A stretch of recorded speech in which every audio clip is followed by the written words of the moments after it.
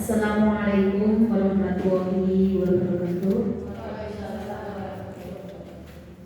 Alhamdulillahilladzi hadana li hadza wa ma kunna linahtadiya laula an hadana. Asyhadu an la ilaha illallah wa asyhadu anna Muhammadar Rasulullah. Amma ba'du. Yang terhormat Bapak Kepala Sekolah SD Negeri 2 Ngati Kusuman, beliau Bapak Indro Cahyono SPDMM. Yang saya hormati Bapak Ibu staf karyawan SD Negeri 2 Ngati Kusuman. Puji syukur kehadirat Allah Subhanahu wa taala wajib kita ikrarkan pada siang hari ini. Allah telah memberikan kita kesempatan, kesehatan sehingga kita bisa berkumpul pada siang hari ini di acara diseminasi budaya positif oleh Bapak Ahmad Hermanto SPD JAS yang merupakan CGP Angkatan 11 Wonosobo. Adapun pada acara diseminasi budaya positif pada siang hari ini, acaranya yaitu pertama pembukaan, kedua sambutan, ketiga acara inti yaitu diseminasi budaya positif, yang keempat tanya jawab, dan yang kelima penutup. Acara yang pertama pembukaan, marilah acara pada siang hari ini yang seiman dengan saya menggunakan Bismillahirrahmanirrahim. Dilanjutkan acara yang kedua yaitu sambutan oleh Bapak Kepala Sekolah SD Negeri 2 Ngati Kusuman, beliau Bapak Indro Cahyono SPDMM. Saya persilakan.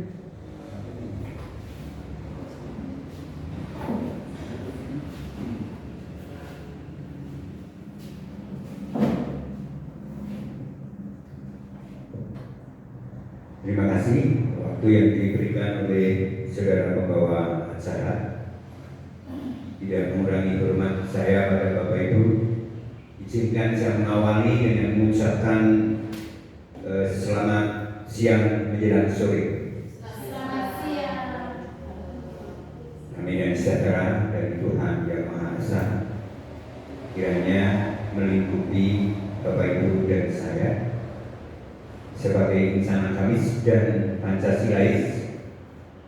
Tentu tidak intinya kita senantiasa memanjatkan puja-puji syukur kita kehadirat Tuhan Yang Maha Kuasa, karena dengan kebaikannya, kasih sayang, rahmat dan anugerahnya ini memungkinkan Bapak Ibu dan saya bisa bertemu di tempat ini dalam keadaan baik, tidak kurang satu apapun. Bapak Ibu, guru beserta staf karyawan di SD Negeri 2 Ngati Kusuman ini tentu saja berkaitan dengan acara istimewa yang diselenggarakan oleh teman kita, yaitu Pak Hermanto, Ahmad Hermanto maksud saya, SPD Benjas, yang pada saat ini memanfaatkan waktunya untuk mendiseminasikan budaya positif kepada rekan-rekannya. Ini tentu saja saya mewakili sekolah mengucapkan terima kasih yang sebesar-besarnya karena acara ini, dan sekaligus memberikan apresiasi yang setinggi-tingginya kepada Pak Hermanto yang membawa serta rekan-rekan untuk lebih memahami esensi budaya positif. Diharapkan dengan pemahaman budaya positif ini akan menambah hasanah pengetahuan bagi kita semua guru-guru di SD Negeri 2 Ngati Kusuman. Sebagaimana kita ketahui, memang sekolah kita ini baru gencar-gencarnya mengadakan sebuah perubahan besar. Kita tahu juga bahwa tidak ada yang abadi di dunia ini kecuali perubahan itu sendiri. Jadi no eternality in the world. but changing by itself. Ini kalau Bu Rita yang mengatakan, ya. Jadi orang yang akan survive di dalam hidup ini adalah hanya mereka yang adaptif dengan sebuah perubahan, karena perubahan itu yang kekal, yang abadi.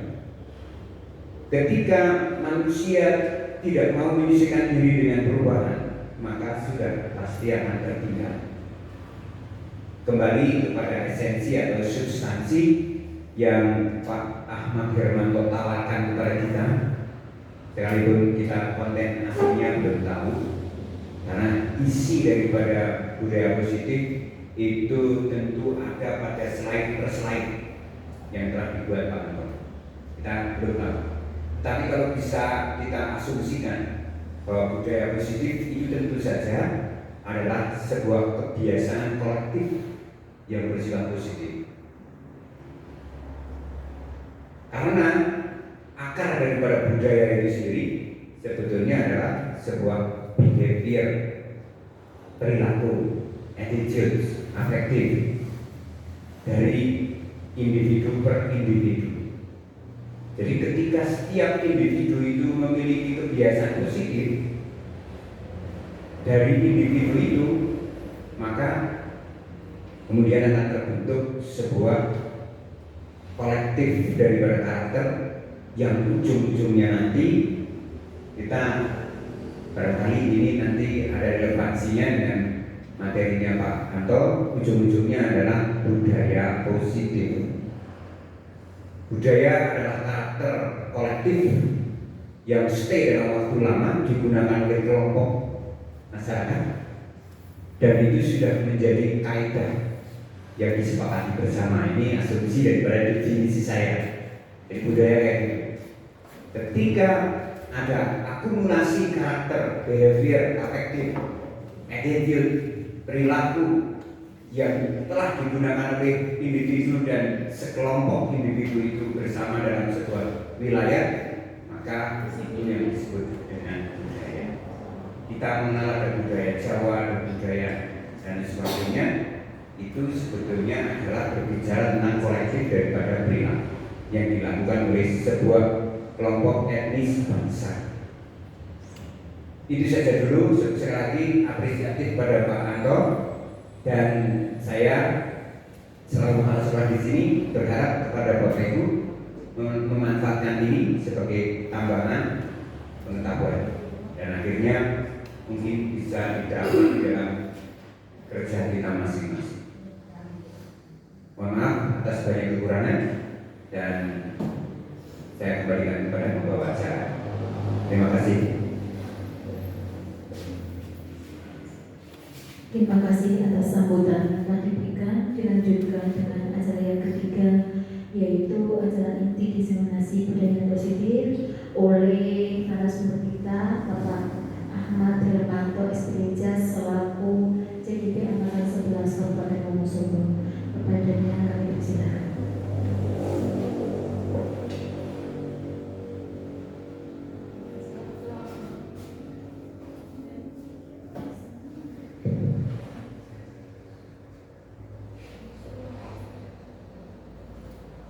Terima kasih waktu yang telah diberikan kepada saya. Assalamualaikum warahmatullahi wabarakatuh. Selamat siang dan salam bahagia kepada Bapak Ibu Guru SD Negeri 2 Batu Suman. Alhamdulillah, pertama-tama mari kita panjatkan puji syukur kehadirat Allah, Tuhan yang Maha Kuasa yang telah memberikan rahmat serta karunia-Nya kepada kita, sehingga pada siang pagi hari ini kita dapat berkumpul di sini dalam acara atau kegiatan yaitu diseminasi budaya positif yang telah saya dapati pada pendidikan guru penggerak aksi nyata modul 1.4. Di sini saya sampaikan terima kasih kepada Bapak Indro Cahyono selaku Kepala SD Negeri 2 Kusman yang telah mengizinkan saya untuk memaparkan materi, dan saya sampaikan terima kasih juga kepada Bapak Ibu semuanya yang telah berkenan meluangkan waktu untuk mengikuti kegiatan pada siang hari ini. Baik Bapak Ibu yang saya hormati, di sini saya akan memaparkan materi yang telah saya dapati dalam pendidikan guru penggerak. Mungkin Bapak Ibu guru di sini ada yang berpikiran, apa sih yang didapati dari program guru penggerak itu? Nah, salah satunya yaitu materi budaya positif. Baik Bapak Ibu guru, untuk mengawali penyampaian materi siang hari ini, mungkin ada pertanyaan pemantik Bapak Ibu. Setuju atau tidak setuju itu nanti bisa disimpan dalam hati saja. Ya, mungkin yang nomor 1, hukuman dapat mendisiplinkan anak. Nah, itu setuju atau tidak setuju? Nah, mungkin bisa dibayangkan ya. Kemudian nomor 2, pemberian hukuman dengan hal positif seperti membaca atau membersihkan halaman sekolah dapat meningkatkan disiplin anak. Itu setuju atau tidak setuju? Kemudian yang nomor 3, memberi penghargaan. Di sini penghargaan dalam arti memberikan reward ataupun permen. Itu dapat meningkatkan motivasi belajar. Dan nomor 3 setuju. Baik Bapak Ibu guru, mungkin ini bisa disimpan dulu. Apa mau diberi, ada yang menanggapi dulu? Bisa, kita Bisa. Baik. Salah satu aja ya, yang nomor 1 mungkin ya. Hukuman dapat mendisiplinkan anak, itu setuju atau tidak setuju? Adakah tidak setuju? Adakah yang mau memberikan tanggapan? Ya, mau tidak setuju?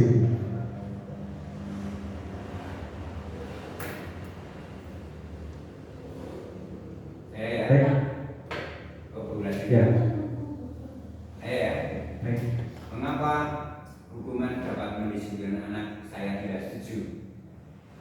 Karena hukuman itu bisa mendisiplinkan siapapun yang berkenan, yang terlibat dalam hukuman itu, apabila ada keseimbangan antara punishment dan reward. Jadi kalau hanya hukuman saja tidak akan pernah mendisiplinkan. Tetapi ketika punishment atau hukuman itu disertai dengan reward yang memadai, maka itu baru bisa saja dalam jaminan. Artinya, karena hukuman atau punishment itu terjadi hanya ketika ada pihak yang lebih punya otoritas tertinggi. Artinya, sebetulnya sekolah dengan anak didik atau guru dengan anak didik, peserta didik itu setara. Dalam proses coaching itu tidak ada punishment dalam proses coaching, karena guru sebagai coach itu tidak memiliki otoritas lebih tinggi daripada peserta didik sebagai coaching. Itu. Baik, berikan aplaus pada kakak Tunggal. Ada yang lain? Ada yang menanggapi? Oke, baik. Mungkin nomor 2 kita bisa disimpan dalam hati saja dulu ya. Kita lanjutkan dulu untuk selanjutnya. Nah, ini ada kegiatan Bapak Ibu. Ini ada kegiatan. Coba kita bisa membayangkan ya. Ada A dan B. Misalkan Anda dan teman Anda. A ibaratkan saya, ini A saya. Terus B itu Bapak Ibu semuanya. Nah, sobeklah secari kertas, itu bayangkan saja. Sobeklah secari kertas kecil. Tuliskan benda atau sesuatu yang sangat berharga untuk Anda. letakkan di salah satu tangan Anda dan genggam benda atau sesuatu tersebut dengan segala daya, jadi yang kencang ini. Buatlah sebuah kepalan. Teman Anda B akan mencoba, nah B berarti saya ya, misalkan saya akan mencoba dengan sekuat tenaga dengan berbagai cara untuk meminta Anda memberikan benda tersebut. Saya ini B, misalkan saya bisa membujuk, mengancam, menghardik, merayu, menyuap apa saja agar dapat membuka kepala tangan Anda yang tadi di situ secara kertas kecil yang bertuliskan sesuatu yang berharga. Apa yang terjadi kira-kira? Ini perlu diperhatikan kan? Gimana? Ada saya kertas kita sebenarnya dikasih kertas Ya, dua. bisa dipraktekkan ya. Iya, Mungkin salah satu bisa menuliskan sesuatu yang berharga. Merasakan itu. Ya. Saat Iya, Ya. sampai kecil-kecil aja. ya mungkin dua orang yang mungkin praktek di depan A dan B gitu loh. Ya, Mbak Lia sama Bu Wanti kan harus di depan. Bu Wanti sebagai A dan Mbak Lia sebagai atau B.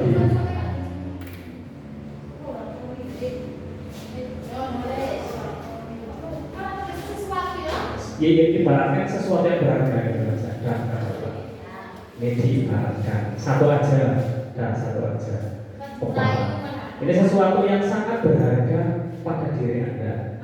Kemudian dia ingin meminta sesuatu tersebut untuk membuka. Kira-kira? Buatin, tolong berikan kertas itu untuk saya. Nanti kamu akan saya berikan. Oke, kalau saya berikan jajan, kalau kayak itu nanti kamu aku tendang.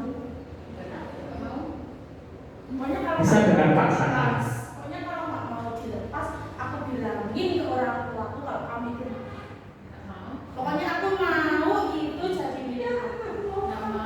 Ya tapi pokoknya aku mau.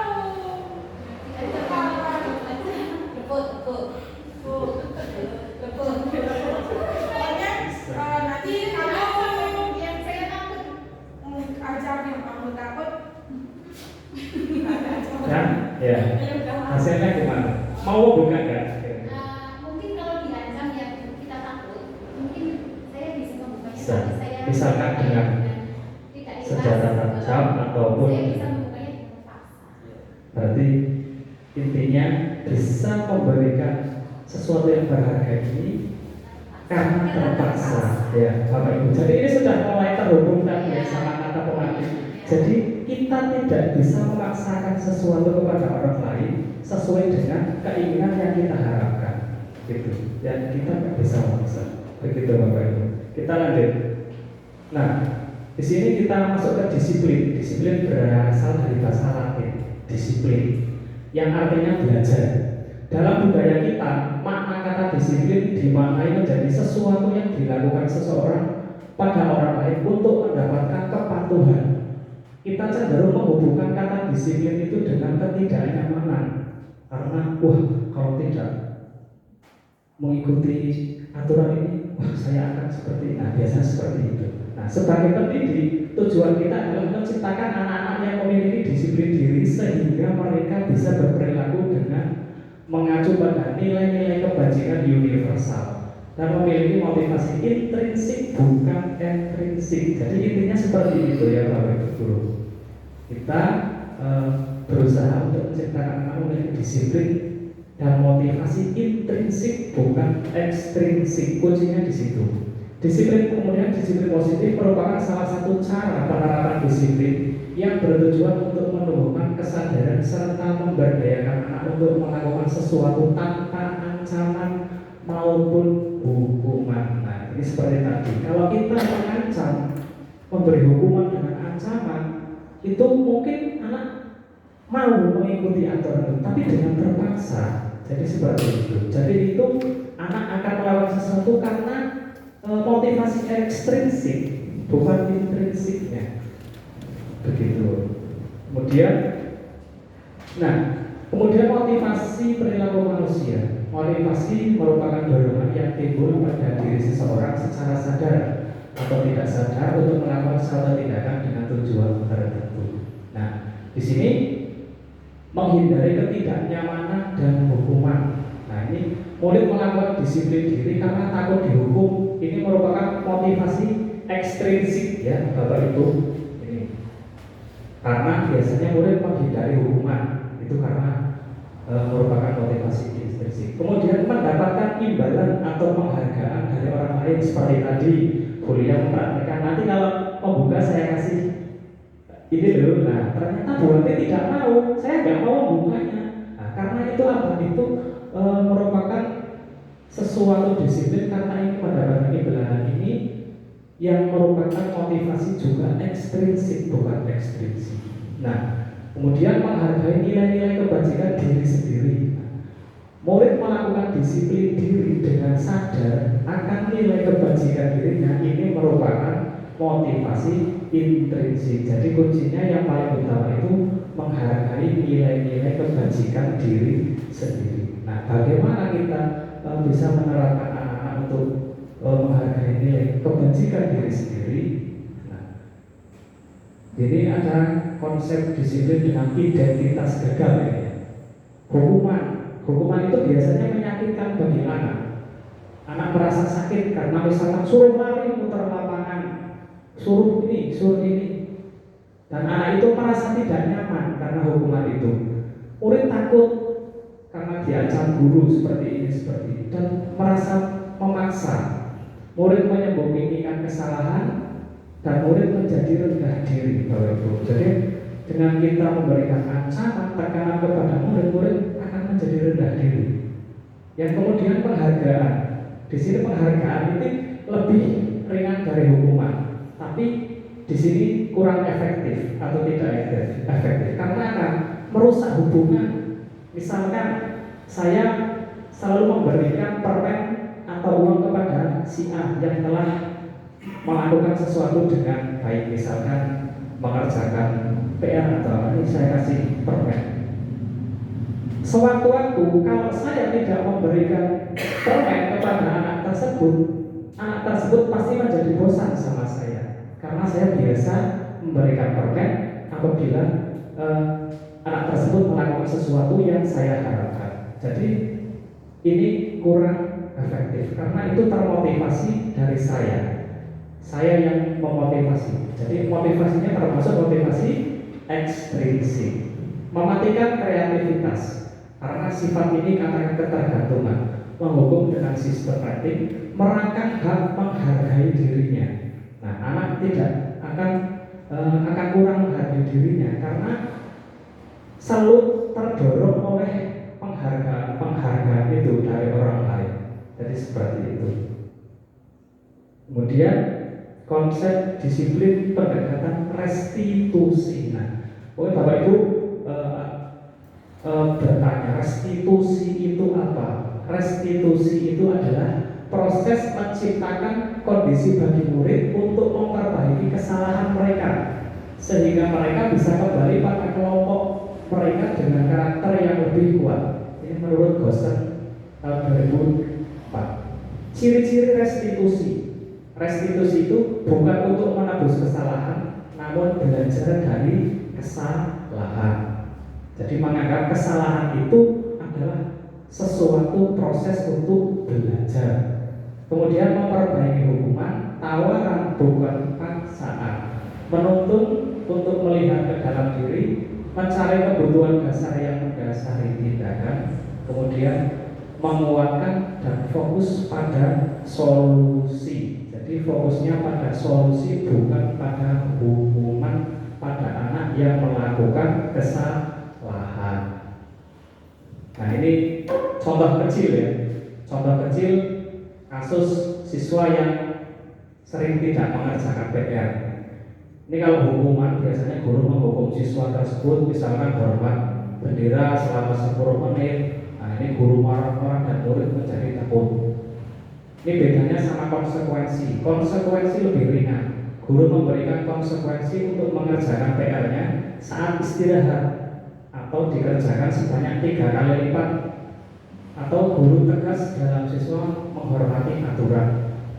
Kemudian restitusi yang tadi sudah dipaparkan di slide sebelumnya, itu guru menanyakan keyakinan kelas dulu dirinya dan membantu siswa menyelesaikan masalahnya. Guru terbuka dan siswa menghormati dirinya dan orang lain. Jadi guru harus bisa mengidentifikasi dulu kepada siswa yang melakukan kesalahan. Nah, di sini keyakinan kelas. Nah, mungkin di sini Bapak Ibu guru sudah membuat keyakinan kelas di setiap kelasnya masing-masing. Mengapa keyakinan kelas? Mengapa tidak peraturan saja? Di sini sebagai contoh, mengapa kita harus memiliki peraturan harus menggunakan helm pada saat mengendarai kendaraan roda 2? Ini kalau hanya kita berpacu pada aturan, saya menggunakan helm karena takut ditilang polisi. Itu karena kalau hanya terpacu pada aturan. Tapi kalau kita terpacu pada keyakinan, saya menggunakan helm karena keselamatan. Jadi seperti itu. Jadi diharapkan anak seperti itu, mempunyai motivasi diri, mempunyai keyakinan diri. Nah, untuk mencapai apa? Untuk mencapai keselamatan dan kebahagiaan setinggi-tingginya, baik hidup sebagai individu maupun hidup sebagai anggota masyarakat. Nah, di sini contoh peraturan dan keyakinan. Di sini contoh peraturan ya, selalu kembalikan buku ke tempatnya. Di sini keyakinan kelasnya sebagai contoh yaitu tanggung jawab. Dilarang mengganggu orang lain. Keyakinan kelasnya atau nilai kebajikannya yaitu menghormati orang lain. Hadir di sekolah 15 menit sebelum pembelajaran dimulai. Menghormati orang lain, berkomitmen. Dilarang melakukan kekerasan.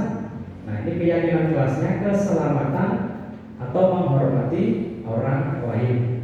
Dilarang peraturan, dilarang menggunakan narkoba. Nah, ini keyakinannya itu kesehatan seperti tadi, ya. Kemudian bergantian atau menunggu giliran itu keyakinan kelasnya menghormati orang lain atau bersabar. Gunakan masker. Nah, ini keyakinannya kesehatan dan keselamatan karena akan menghindari dari berbagai macam penyakit yang menular. Jangan berlari di depan kelas atau koridor. Keselamatan dan keamanan. Dan untuk penggunaan kata itu dalam keyakinan kelas itu hindari kata tidak ya, kata yang negatif, misalkan tidak membuang sampah di kelas atau tidak membuang sampah sembarangan. Itu untuk menghindari kata-kata negatif tidak. Jadi bisa menggunakan kata yang positif, misalkan menjaga kebersihan. Jadi seperti itu. Jadi gunakan kata-kata yang positif. Karena apa Bapak Ibu? Karena kalau menggunakan kata yang negatif itu anak termotivasinya ya seperti itu, ekstrinsik itu. Kita seolah-olah tertekan karena aturan. Dan misalkan sebagai contoh begini, aturan misalkan siswa anak laki-laki tidak boleh berambut gondrong. Nah, misalkan seperti itu. Itu siswa kalau sudah lulus SD atau kuliah, itu kan kuliah itu kan banyak yang rambutnya gondrong.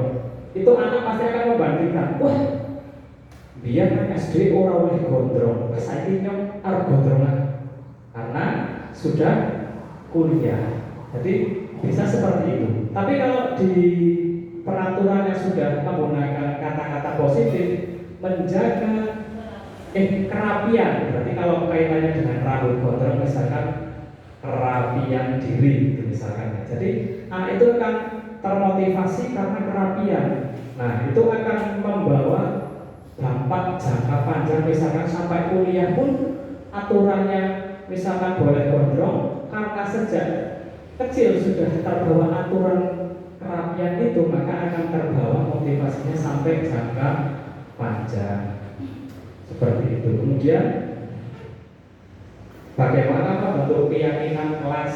Nah, ini lebih abstrak, berupa pertanyaan universal, membuat dalam bentuk positif, sedikit saja agar mudah, sesuai kondisi kelas, sekolah agar mudah diterapkan, kemudian warga kelas sekolah dilibatkan membuat aturan. Nah, diharapkan seandainya sudah ada peraturan kelas yang nanti menjadikan keyakinan kelas dan menjadikan lingkungan positif karena pembiasaan, maka akan menjadi budaya yang positif. Nah, berkaitan dengan budaya positif itu, ini ada kebutuhan dasar manusia, bahwa manusia itu mempunyai 5 kebutuhan dasar. Yang pertama bertahan hidup, kasih sayang, rasa diterima, penguasaan, kebebasan, dan kesenangan. Jadi ini kebutuhan dasar. Setiap manusia pasti pengen ini. Tidak ada yang tidak pengen. Pasti pengen memiliki seperti itu. Nah, biasanya anak-anak juga memiliki perlakuan seperti itu. Nah, di sini ada pertanyaan pematik lagi Bapak Ibu. Ibu Ambar, guru wali kelas 5 di SD Pelita, sedang bingung menghadapi ulah satu anak murid di kelasnya, namanya Doni. Beberapa anak di kelas 5 telah datang padanya dan mengeluh Doni yang seringkali meminta bekal makanan siang mereka dengan paksa. Jika Anda menghadapi situasi seperti Ibu Ambar, apa yang akan Anda lakukan? Menurut Anda, kira-kira apa alasan Doni melakukan hal itu?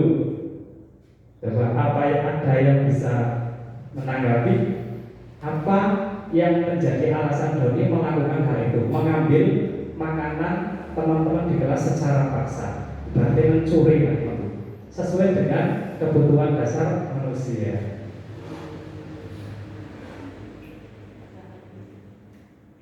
Ini ya. Nah, ini kalau mencuri di kelasnya, kira-kira sedang membutuhkan kebutuhan dasar manusia yang mana? Bertahan hidup. Ya, mungkin bertahan hidup. Alasannya apa, Bu Sulas? Ya, mungkin kita bisa secara pendekatan, kita jangan langsung kamu nggak boleh seperti itu. Kita panggil dulu si Doni itu sampai kalau saya sebagai Ya. panggil Doni, kita ajak diskusi kenapa seperti itu, terus bagaimana seandainya sekarang kamu yang bawa kita tapi kita boleh. Setelah itu mungkin kita akan tahu jawabannya, mungkin ya, karena mungkin dia terpaksa dengan setiap pagi tidak sarapan atau mungkin dari kondisi rumah dia yang seperti apa. Nah, kalau memang jawabannya itu karena dia terpaksa, karena dia memang lapar dan sebagainya, kita juga harus keimbas ke teman sekelasnya, kita harus juga berbagi, kita mungkin seperti itu Pak. Ya. Harus seperti itu Pak. Ya, berikan pos kepada Bu Sulastri ya. Jadi Doni sedang mencari kebutuhan hidup berarti ya, karena dengan makan. Jadi jawabannya ini Bapak Ibu. Nah, ini jawabannya. Jika ia lapar seperti Bu Sulastri itu, betul. Jika ia lapar, Doni lapar dan orang tuanya tidak membawakan bekal siang, maka kebutuhan dasar yang sedang dipenuhi oleh Doni adalah kebutuhan untuk bertahan hidup. Maka kalau ada anak yang mencuri makan, jangan langsung dikasih hukuman. Kita harus mengidentifikasi barangkali ini tidak dibawakan bekal orang tua, barangkali tidak sanggup atau apa. Jadi seperti kita identifikasi dulu apa yang menjadi penyebab anak itu mencuri atau mengambil makanan teman yang lain. Nah, kemudian ini beda lagi. Jika alasannya mengambil bekal temannya karena dia merasa senang, saya senang mengambil ini. Nah, yang memperhatikan dia ketika temannya melaporkan tindakan itu pada gurunya, kan gurunya memberitahu orang tuanya sehingga orang tuanya memperhatikan dia, maka kebutuhan dasar yang sedang dipenuhi Doni adalah kebutuhan kasih sayang. Nah, ini ada lagi.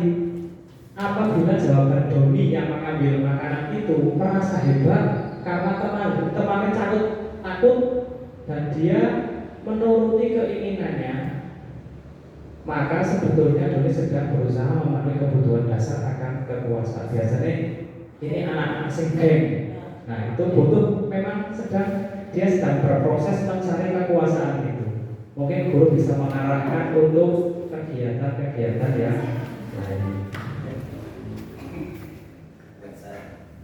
Nah di sini, jika dia merasa bosan dengan bekal makanan yang dibawa ibunya dari rumah, karena ibunya selalu membawakan bekal yang sama, oleh karena itu dia ingin mencoba makanan teman-temannya yang beraneka ragam, maka Doni sedang berusaha memenuhi kebutuhannya akan kebebasan.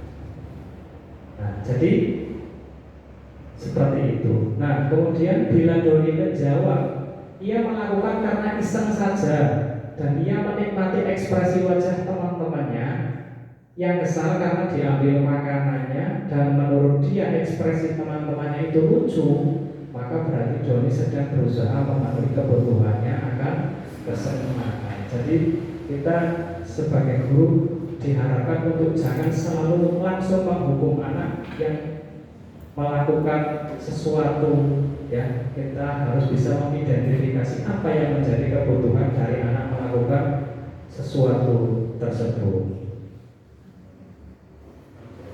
Nah, di sini sebagai guru, ya, kita sebagai guru ada 5 posisi kontrol. Yang pertama, penghukum, pembuat rasa bersalah, teman, pemantau, dan manajer.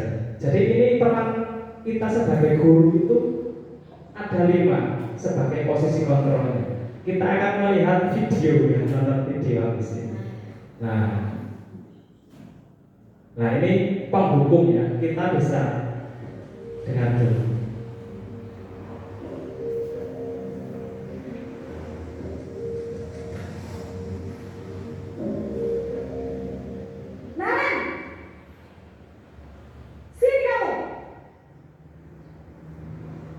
Selamat pagi, Bu. Selalu terlambat. Kamu deh, pasti terlambat. Maaf, Bu. Saya Apa? Apa coba? Alasan kamu apa lagi? Kapan sih kamu tidak terlambat? Malas sekali ya kamu jadi anak. saya Dasar pemalas. Gak kapok-kapok sih kamu. Sudah berapa kali terlambat? Sana. Kamu keliling lapangan basket 2 kali. kenapa saya harus lapangan basket, Bu? Kenapa? Kamu melawan ibu. Berani-beraninya jawab. Sudah terlambat.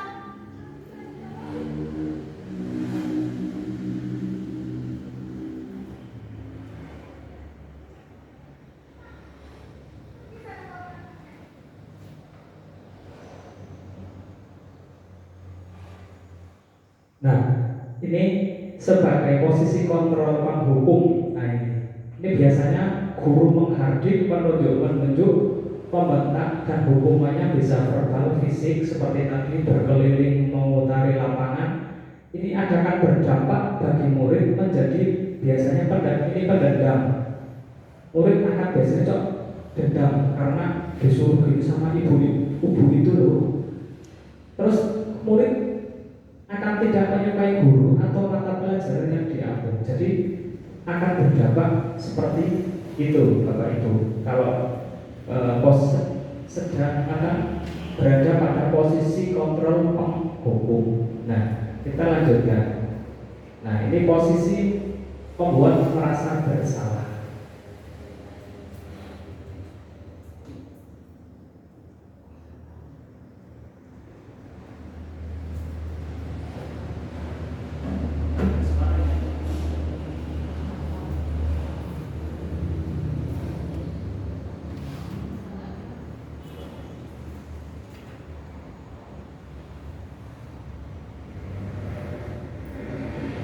Selamat pagi.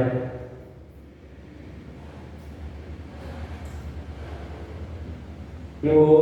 Naren.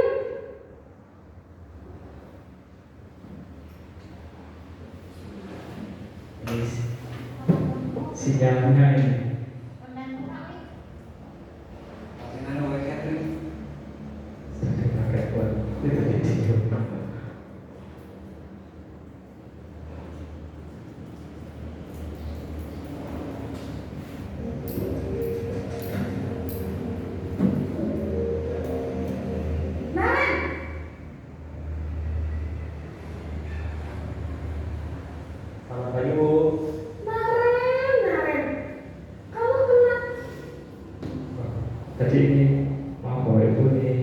Apa terlambat lagi, Nas? Ya Tuhan, Naren. Kamu senang ya? Gini ibu susah ya? Kalau kamu terlambat lagi, nanti ibu yang ditegur bapak kepala sekolah, nak. Disangka ibu tidak bisa membina kamu. Bu, gimana ini?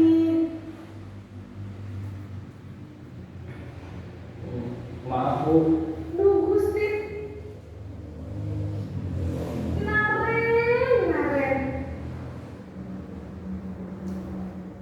Berarti bermusim Kamu suka ya kalau ibu bapak kepala sekolah? Terus, sekarang ibu harus tulis apa yang di buku absen? Ini kamu sudah sering terlambat loh. Ibu harus apa coba? Maaf Bu. Maaf sekali. Ya sudah, lain kali jangan bikin ibu susah lagi ya nak ya. Ibu tidak akan kuat lagi kalau kamu begini terus. Bisa jantungan kalau ibu ditegur bapak kepala sekolah. Sana cepat ke kelas. Maaf ya Bu. Maaf. Maaf sekali. Nah, ini posisi pembuat merasa bersalah tadi. Suara cenderung lebih lembut, tenang. Namun kata-katanya menyalahkan murid. Dampaknya itu murid menjadi merasa bersalah, rendah diri, dan menarik diri dari lingkungan. Biasanya seperti itu. Kita masuk ke teman.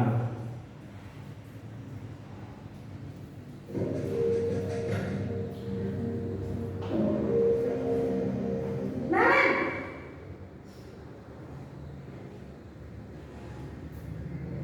Selamat pagi Bu. wah sudah jam berapa ini nak? Terlambat lagi ya sayang. Iya Bu, habis ibu saya lupa bangunkan saya Bu. Kamu malah menyalahkan ibu kamu. Kamu bukannya anak yang larinya paling kencang. Kok terlambat sih?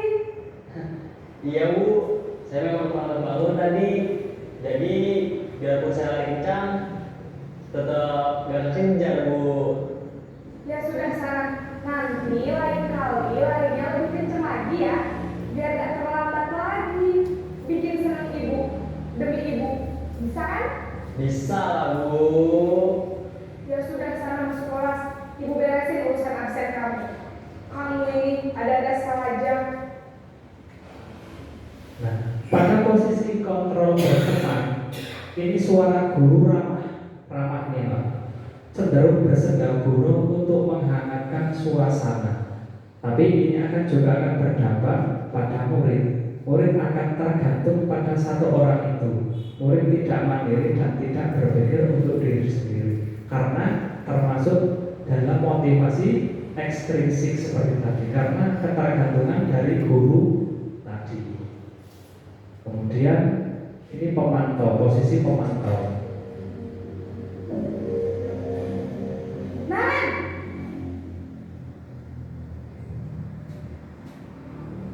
Selamat pagi Bu. Naren, apa peraturan sekolah kita tentang jam berapa kita harus masuk sekolah, nak? Kita harus di sekolah jam 7 Bu. Iya betul. Sekarang sudah jam 7.20. Naren sudah tahu konsekuensinya jika terlambat hadir. Paham Bu, saya harus tinggal kelas pas jam istirahat selama 20 menit. Iya benar, konsekuensinya demikian. Jadi nanti jam 9.30 pas istirahat, kamu harus tinggal di kelas. Jangan tugas tambahan untuk ketertinggalan kamu, ya? Baik Bu.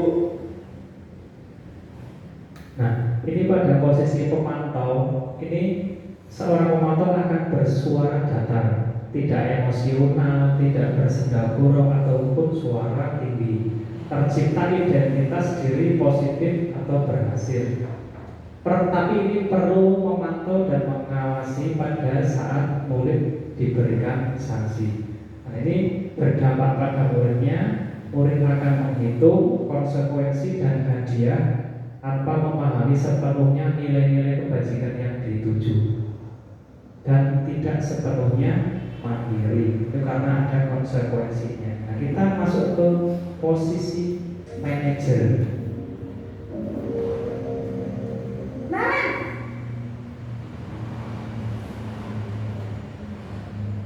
Selamat pagi Bu.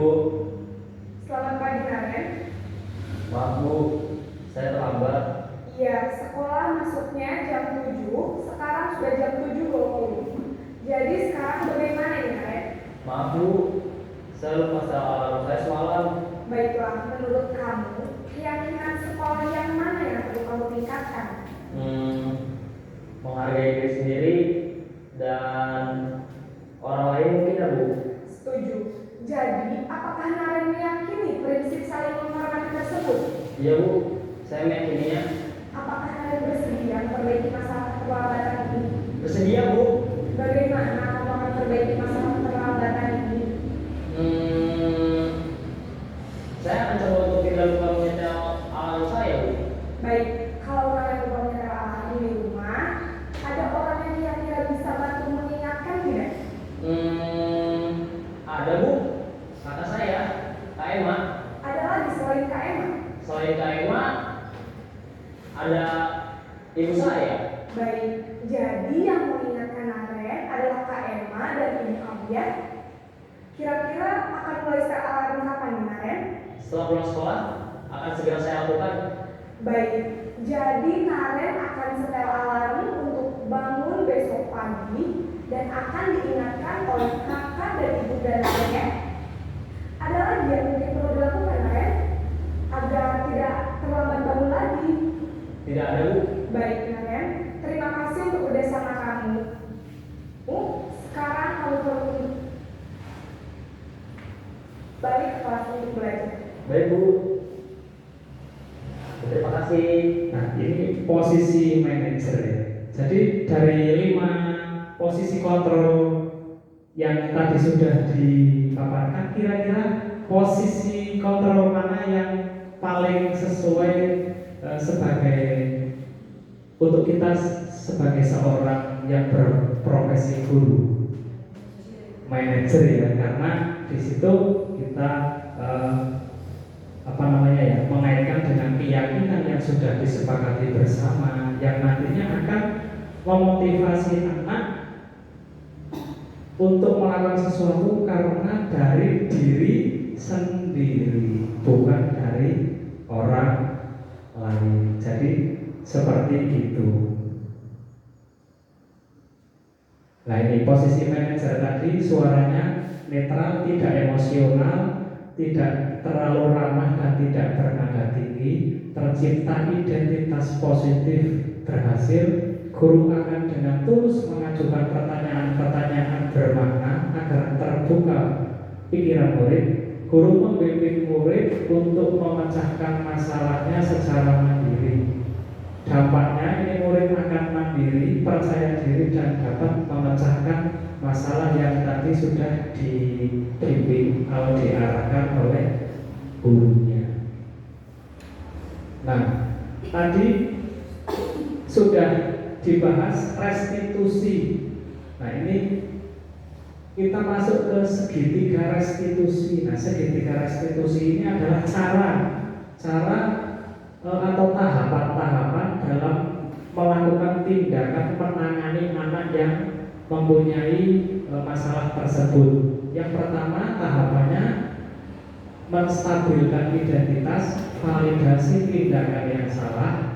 Kemudian yang ketiga menanyakan keyakinan.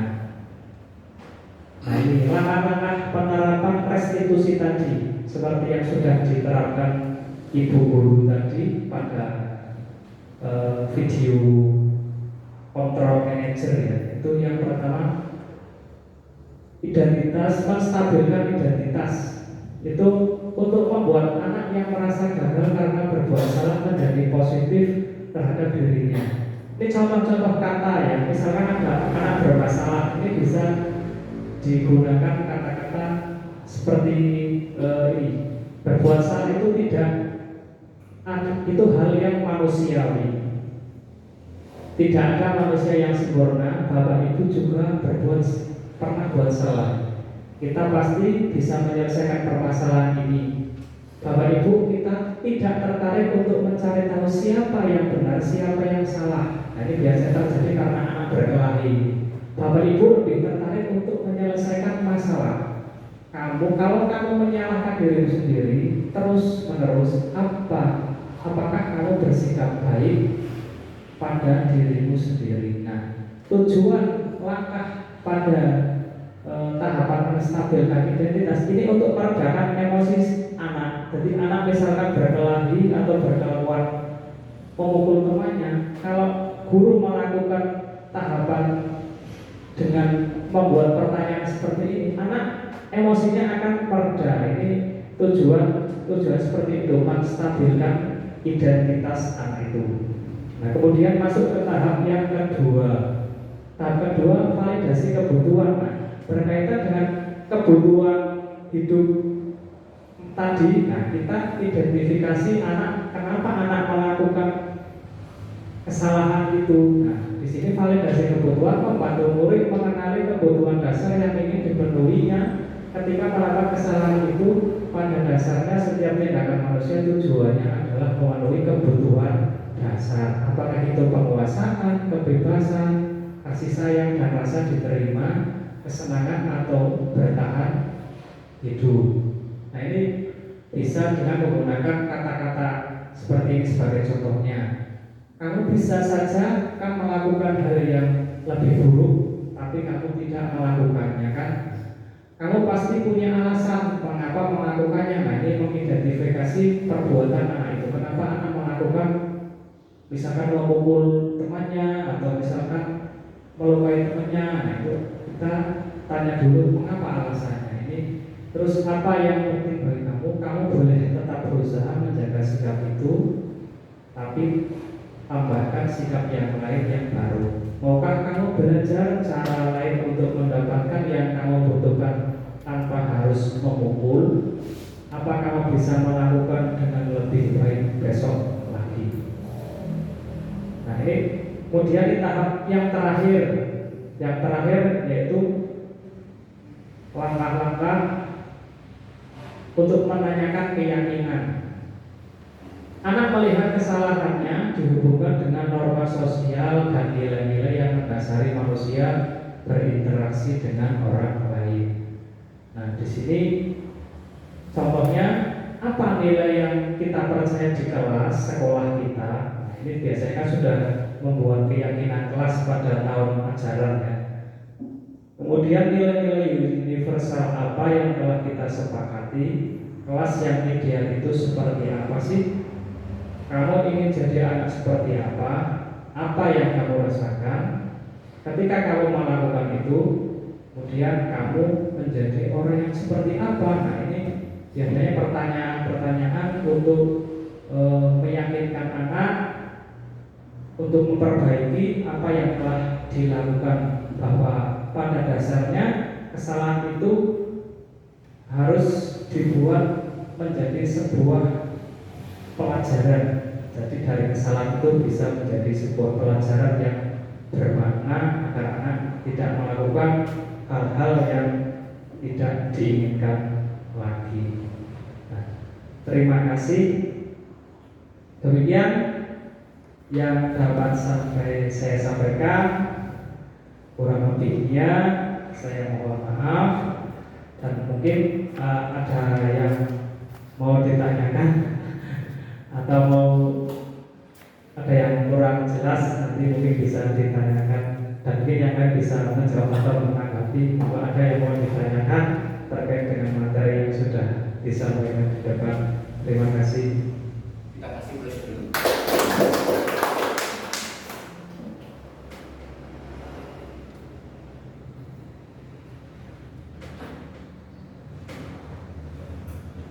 Baik, kalau tidak ada pertanyaan, untuk selanjutnya saya kembalikan ke Puan Sih. Ya, ada tawaran lagi. baik menginjak acara yang keempat yaitu tanya jawab. Bapak Ibu yang ingin menanyakan atau kita sekedar berdiskusi terkait dengan diseminasi kebiasaan positif tadi, monggo yang ada yang mau didiskusikan atau yang mau bertanya jawab, saya berikan waktu dan kesempatan.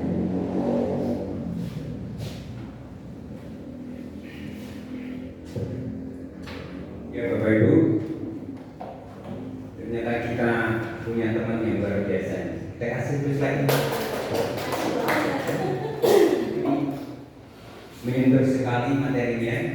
Itu adalah merupakan materi yang guru banget gitu. Guru itu langsung ngajar ya ini tadi materinya.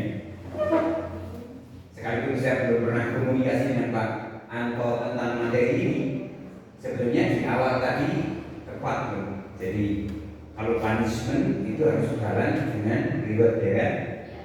Isinya Pak Anto itu punishment juga tidak cocok untuk kita sebagai guru, reward juga tidak cocok, ya kan? Karena reward itu nanti akan memancing anak atau perilaku atau budaya suap, main suap.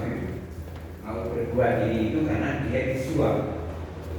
Jadi sekalipun pada waktu dulu bahwa punishment dan reward itu pernah menjadi konten yang tren gitu dan menjadi kredit bagi Bapak Ibu guru, ternyata sekarang punishment tidak penting, reward juga tidak penting. Jadi sekarang kita harus mempunyai sikap yang tadi ditawarkan ya. Ketika kita berkenan dengan anak yang bermasalah, Ibu guru tadi bisa mendemonstrasikan beberapa sikap. Kalau tidak salah berapa coba diulangi Pak? Slide-nya 5 ya. Jadi ada apa saja di mana?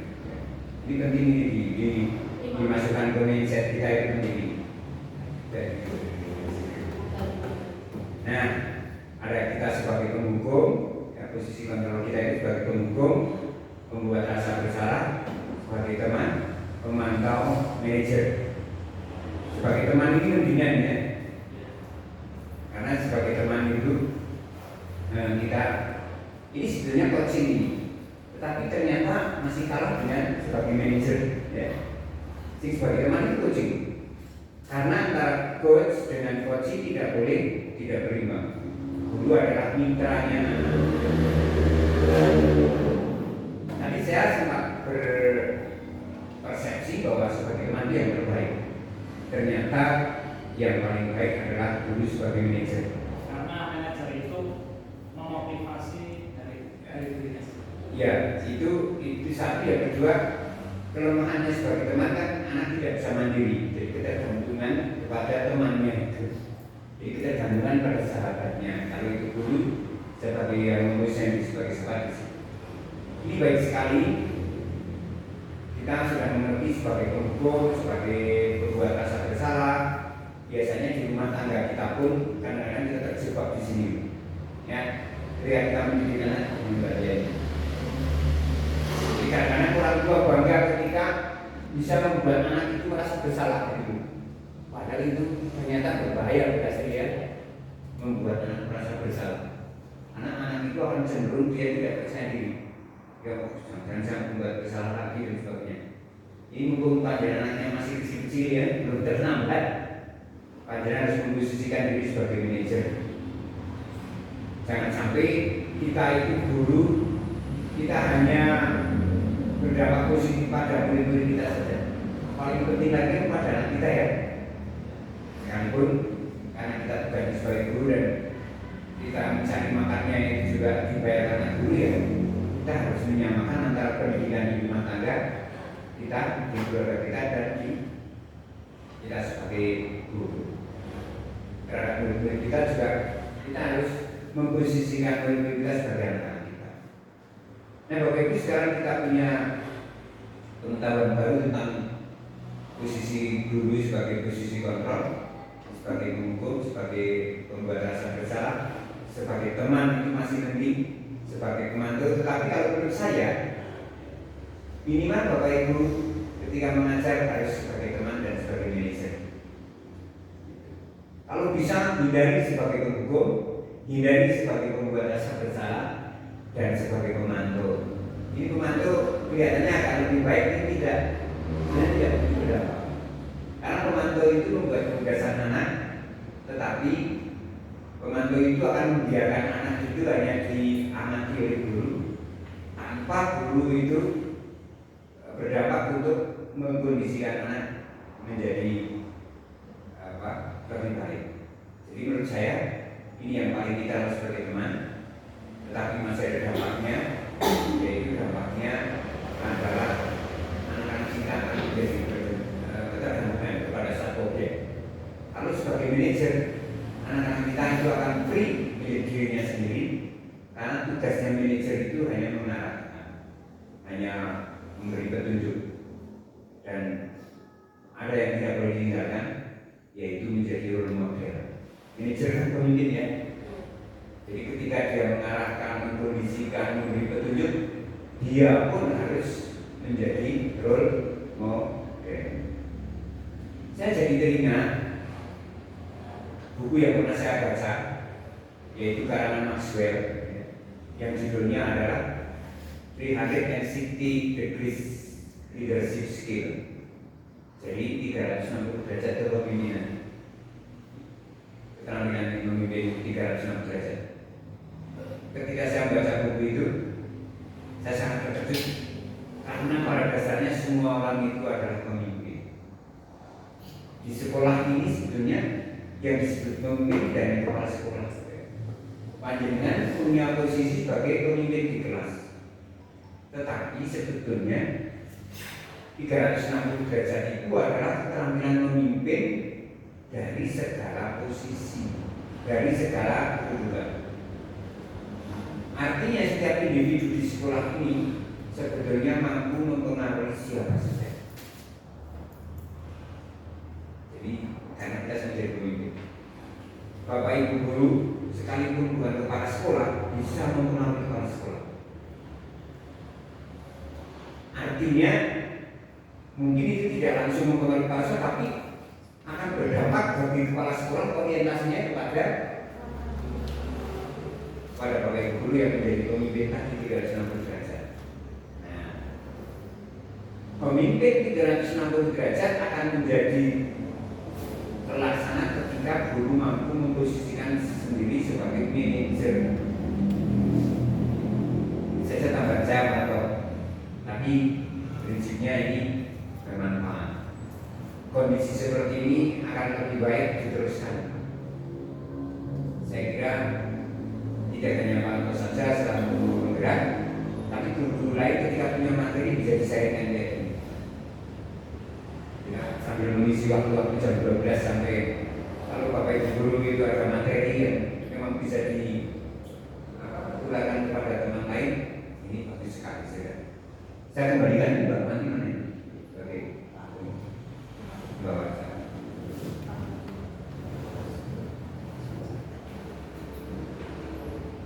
Baik, terima kasih atas tanggapan dan tambahan dari Pak Edro.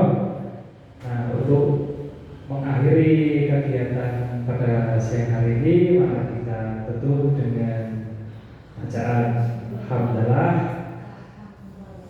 Alhamdulillahirrahmanirrahim. Demikian, Assalamualaikum warahmatullahi wabarakatuh.